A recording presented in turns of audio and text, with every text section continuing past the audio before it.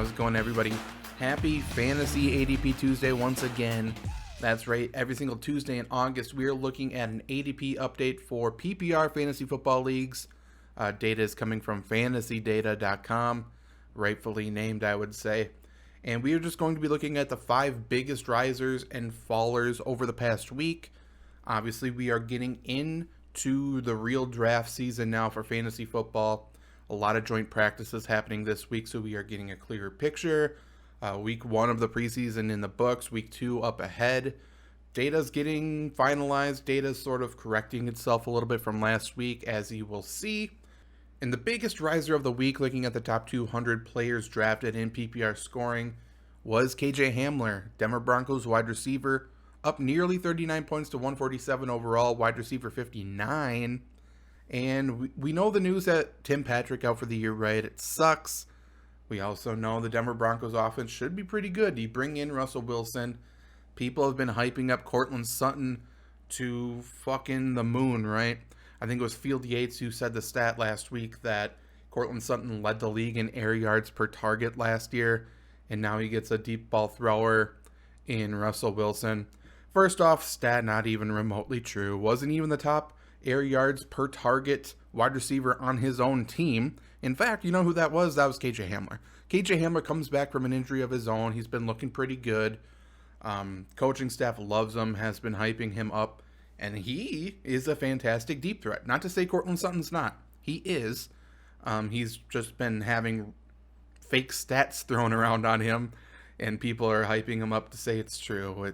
Whatever. But if you want to go with the deep threat case for why Courtland Sutton is the breakout fantasy player of the year, I think you look at KJ Hamler as well. I mean, he is a cheaper version, obviously, going as wide receiver 59 overall. He is clearly a good deep threat.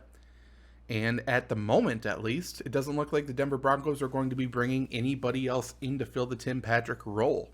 I know they have called the Philadelphia Eagles about Jalen Reagor, but for now, this looks to be KJ Hamler's job as the wide receiver 3 on the Denver Broncos, which is a big reason why he is jumping up draft boards over the past week.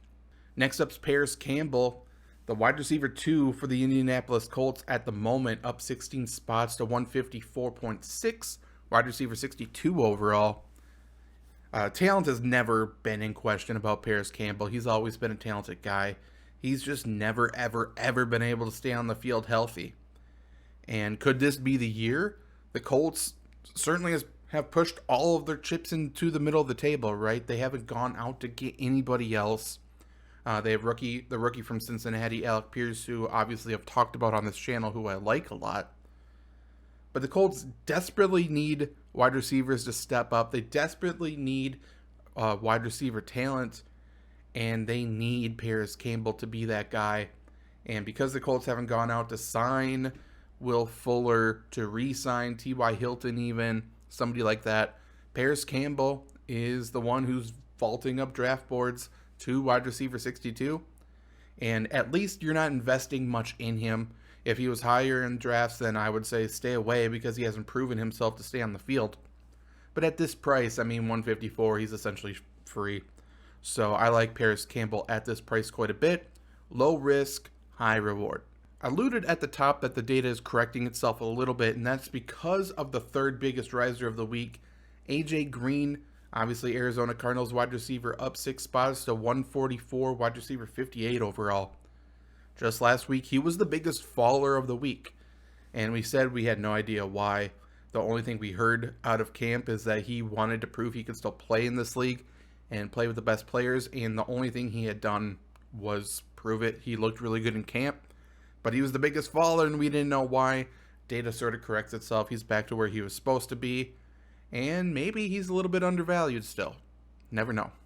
To finish the top 5 biggest risers, we got a couple of defenses here. Defense 15 and 10 respectively, up about 4 spots each. The Tennessee Titans up to DST 15. The Kansas City Chiefs are now a top 10 DST. And there isn't much to say here. People are figuring out which defense do they want to draft. And the top, few are going to rise up draft boards and the others are going to fall away. The fact that the Chiefs are number 10 is an eyebrow raise, I suppose. The rookie, George Karlaftis, I believe his name was, has looked good, but there's no reason for this. I would ignore both of this data. I think the Titans at DST 15 is fair.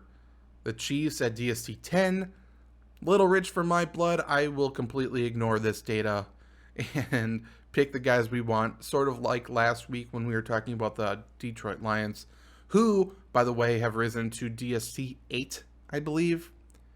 I don't get it. I don't know why, but whatever. I'm just going to go off of my own rankings, which will be on this channel soon.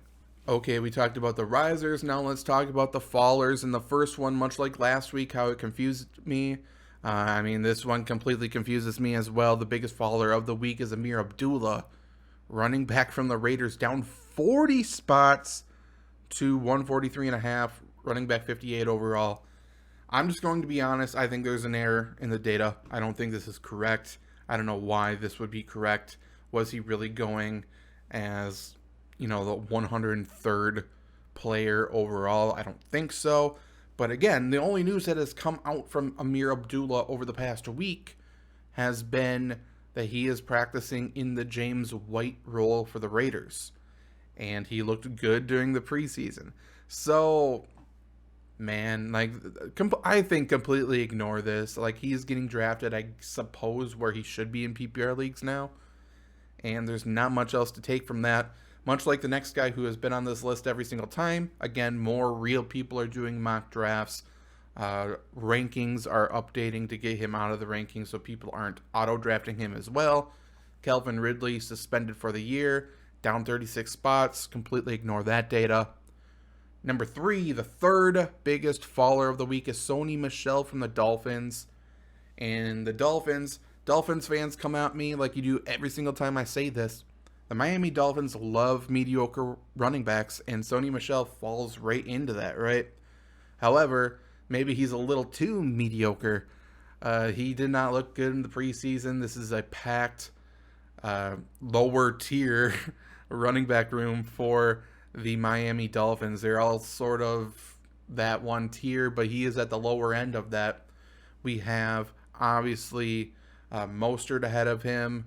We have Chase Edmonds ahead of him, and they didn't even play in the preseason. Sony Michel did. Sony Michel was given the chance to prove what he could do because he wasn't high enough on draft boards, and the only thing he did is squander that opportunity.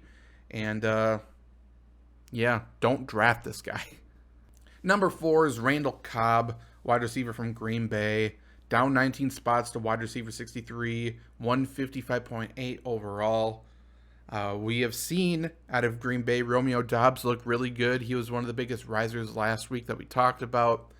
And if one Green Bay wide receiver is going to go up, I suppose one's going to go down, and that's Randall Cobb. He is still in the range that he should be probably. I think Randall Cobb's going to get quite a bit of targets this year. Again, health. Can Randall Cobb stay on the football field? I don't know. However, 2 things. 1, you're not investing much, so low risk, high reward. 2, I believe they play the Chicago Bears in week 2, and you can guarantee Randall Cobb scores a touchdown in that game. So maybe you pick him up for a very early season start in deep leagues, and then you can drop him for whoever is the hot waiver wire guy. Not much to talk about there. And number 5 for the biggest fallers of the week is Michael Gallup, wide receiver from Dallas. And I can only assume that he is one of the biggest fallers is because people are realizing he's not going to be playing week 1.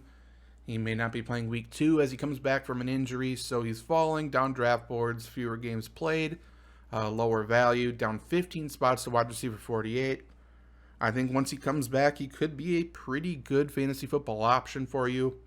But there's a real chance he misses the first month or so of the season, right? So because of that, he's trending down draft boards, and he could be a nice, sneaky little wide receiver add towards the end of your drafts if he continues to trend in this direction. So those were the 5 biggest risers and the 5 biggest fallers in fantasy football ADP according to fantasydata.com in PPR scoring leagues over the past week. And, who was the biggest surprise to you? Who is someone you are not drafting this year? Who is on your do not draft list? Just your basically your fantasy football shit list, right? And it could be for a good reason, right? Oh, this guy I don't think is going to be given the correct opportunity. I don't think this is the right role for him. Or maybe it's because they cost you a vital week last season or a few seasons ago in your fantasy football league, and they are on your shit list. I know Ben Roethlisberger was somebody like that for me for years and years and years, and I will not be drafting him once again this year, but that makes a little bit more sense. But I am Zach Bruner. We will be live again tonight. If you are watching this on Tuesday, the day that we are recording this, we will be live to give our live reactions after HBO's Hard Knocks, episode number 2. Get ready to run through a brick wall because of Dan Campbell once again, I am sure. And we will see you then. Goodbye.